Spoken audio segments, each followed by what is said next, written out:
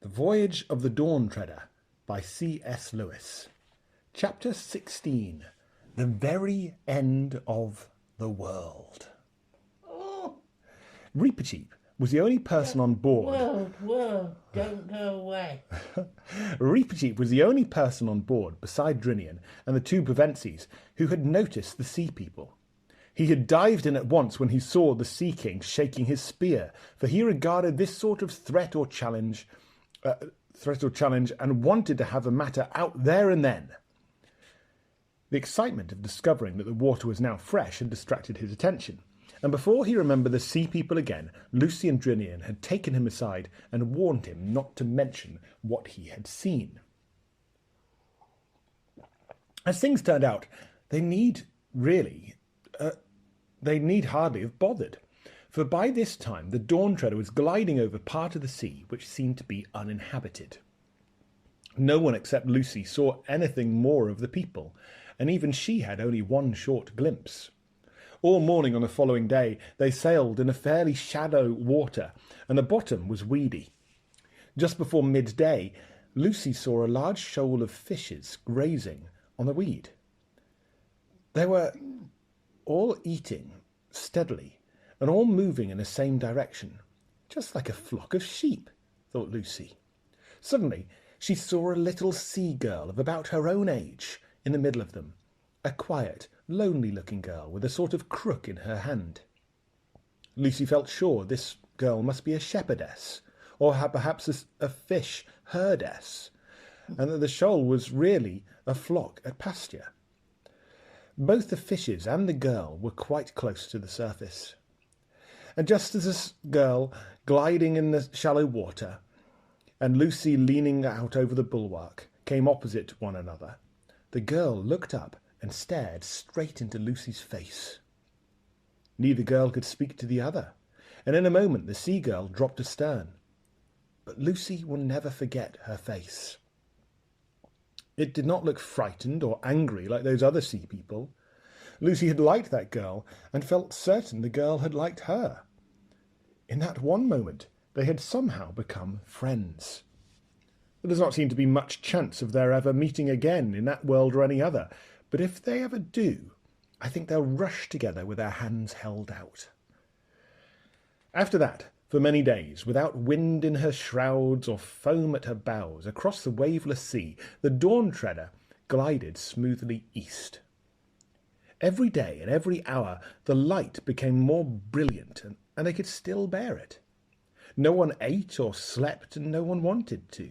But they drew buckets of the dazzling water from the sea, stronger than wine, and somehow wetter, more liquid than ordinary water, and pledged one another and silently in deep draughts of it. And one or two of the sailors, who had been oldish men when the voyage began, now grew younger by the day. Everyone on board was filled with joy and excitement, but not an excitement that made one talk. The further they sailed, the less they spoke, and then, almost in a whisper, the stillness of that last sea laid hold on them.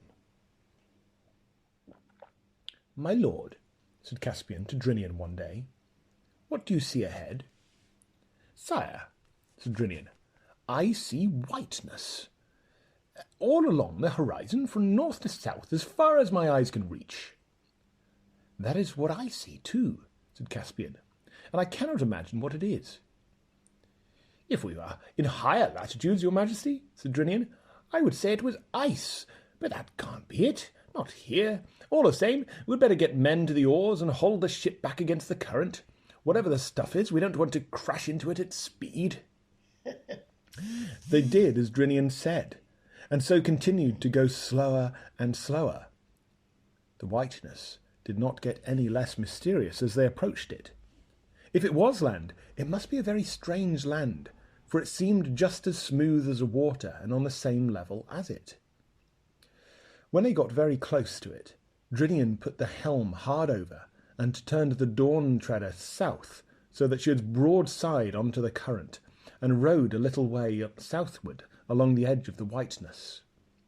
In so doing, they accidentally made the important discovery that the current was only about 40 feet wide, and the rest of the sea was still as a pond. This was good news for the crew, who had already begun to think that the return journey to Ramandu's land, rowing against the stream all the way, would be pretty poor sport. It also explained why the shepherd girl had dropped so quickly astern. She was not in the current. If she had been, she would have moved east at the same speed as the ship. What? And still, no one could make out what the white stuff was. Then a boat was lowered and put off to investigate. Those who remained on the Dawn Treader could see that the boat pushed right in among the whiteness. Then they could hear voices of the party in a boat clear across the still water, talking in a shrill and surprised way. Then there was a pause, while Rheinelf in the bows of the boat took a sounding, and when, after that, the boat came rowing back, there seemed to be plenty of white stuff inside her. Everyone crowded to the side to hear the news. "Lilies, your majesty!" shouted Rheinelf, standing up in the bows. "What did you say?" asked Caspian. "Bloomin' lilies, your majesty," said Rheinelf. "Same as in a pool or in a garden at home." "Look," said Lucy, who was at the stern of the boat. She held up her wet arms full of white petals and broad flat leaves. "What's the depth, Rheinelf?" asked Drinian. "That's a funny thing, Captain," said Rheinelf. "It's still deep, 3.5 fathoms clear." They can't be real lilies, not what we call lilies," said Eustace. Probably they were not, but they were very like them. And when, after some consultation, the Dawn Treader turned back into the current and began to glide eastward through the Lily Lake, or Silver Sea, they tried both these names, but it was Silver Sea that stuck and is now on Caspian's map. The strangest part of their travels began. Very soon, the open sea which they were leaving was only a thin rim of blue on the western horizon.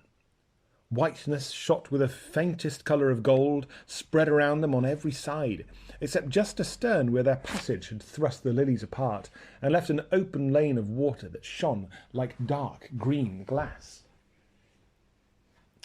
To look at, this last sea was very like the Arctic, and if their eyes had not now grown as strong as eagles, the sun and all that whiteness, especially at early morning when the sun was hugest, would have been unbearable. And every evening the same whiteness made the daylight last longer.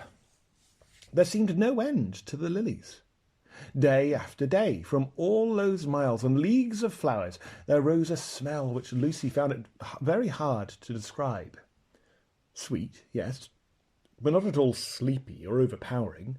A fresh, wild, lonely smell that seemed to get into your brain and make you feel that you could go up mountains at a run or wrestle with an elephant.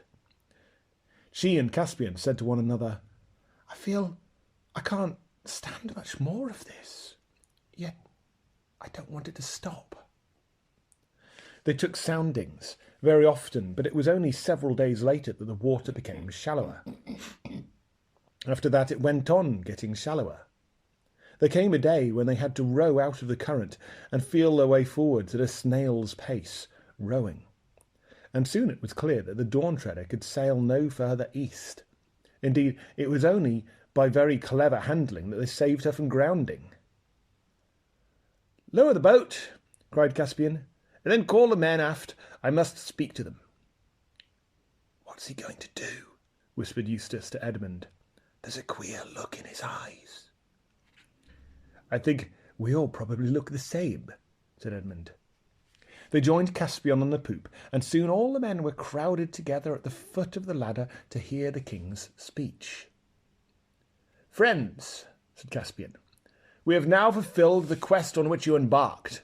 The 7 lords are all accounted for, and as Sir Reepicheep has sworn never to return, when you reach Ramandu's land you will doubtless find the lords Revilian and Argos and Mavramorn awake. To you, my lord Drinian, I entrust this ship, bidding you sail it to Narnia with all the speed you may, and above all, not to land on the island of Deathwater. And instruct my regent, the dwarf Trumpkin, to give all these, my shipmates, the rewards I promised them. They have been earned well. And if I come not again, it is my will that the regent, the Master Cornelius, and Truffle Hunter the Badger, and the Lord Drinian choose a king of Narnia by the consent. But, sire, interrupted Drinian, are you abdicating? I am going with Reepicheep to seize the world's end, said Caspian. Oh. A low murmur of dismay ran through the sailors. We will take the boat, said Caspian. You will have no need of it in these gentle seas, and you must build a new one on Ramandu's island. And now, Caspian, said Edmund, suddenly and sternly, you can't do this. Most certainly, said Reepicheep. His Majesty cannot. No, indeed, said Drinian. Can't, said Caspian sharply, looking for a moment not unlike his Uncle Miraz. Begging your Majesty's pardon, said Rheinelf from the deck below, but if one of us did the same, it would be called deserting. You presume too much on your long service, Rheinelf, said Caspian. No, sire, he's perfectly right, said Drinian. By the mane of Aslan, said Caspian, I had thought you were all my subjects, not my schoolmasters. I'm not, said Edmund, and I say you cannot do this. Can't again, said Caspian. What do you mean? If it please your Majesty, we mean shall not, said Reepicheep, with a very low bow. You are king of Narnia. You break faith with all your subjects, and especially with Trumpkin, if you do not return. You should not please yourself with adventures as if you were a private person. And if your Majesty will not hear reason, it will be the truest loyalty of every man on board to follow me in disarming and binding you till you come to your senses. Quite right, said Edmund, like they did with Ulysses when he wanted to go near the Sirens. Caspian's hand had gone to his sword hilt when Lucy said, And you've almost promised Ramandu's daughter to go back. Yeah. Caspian paused. Well, yes, there is that, he said. He stood irresolute for a moment, and then shouted out to the ship in general. Well, have your way. The quest is ended. We all return. Get at the boat again. Sire, said Reepicheep, we do not all return. As I explained before... Silence! Thundered Caspian. I've been lessoned, but I'll not be baited. Will no one silence that mouse? Your Majesty promised, said Reepicheep, to be a good lord to the talking beasts of Narnia. Talking beasts, yes, said Caspian. I said nothing about beasts that never stop talking. And he flung down the ladder in a temper and went into the cabin, slamming the door. But when the others rejoined him, a little later, they found him changed. He was white, and there were tears in his eyes. It's no good, he said. I might as well have behaved decently for all the good I did with my temper and swagger. Aslan has spoken to me. No, I don't mean he was actually here. He wouldn't fit into the cabin, for one thing. But that gold lion's head on the wall came to life and spoke to me. It was terrible, his eyes. Not that he was at all rough with me, only a bit stern at first. But it was terrible all the same. And he said, oh, I can't bear it. The worst thing he could have said. You're to go on, Reep. Reep and Edmund and Lucy and Eustace. And I'm to go back, alone and at once. And what is the good of anything? Caspian, dear, said Lucy, you knew we'd have to go back to our own world sooner or later. Yes, said Caspian with a sob, but this is sooner. Oh. You'll feel better when you get back to Ramandu's island, said Lucy. He had cheered up a little later on, but it was a grievous parting on both sides, and I will not dwell on it. About 2:00 in the afternoon, well victualled and watered, though they thought they would need neither food nor drink, and with Reepicheep's coracle on board, the boat pulled away from the Dawn Treader to row through the endless carpet of lilies. The Dawn Treader flew all her flags and hung out her shields to honour their departure. Tall and big and homelike, She looked from their low position with the lilies all around them. And before she was out of sight, they saw her turn and began rowing slowly westward. Yet though Lucy shed a few tears, she could not feel it as much as you might have expected.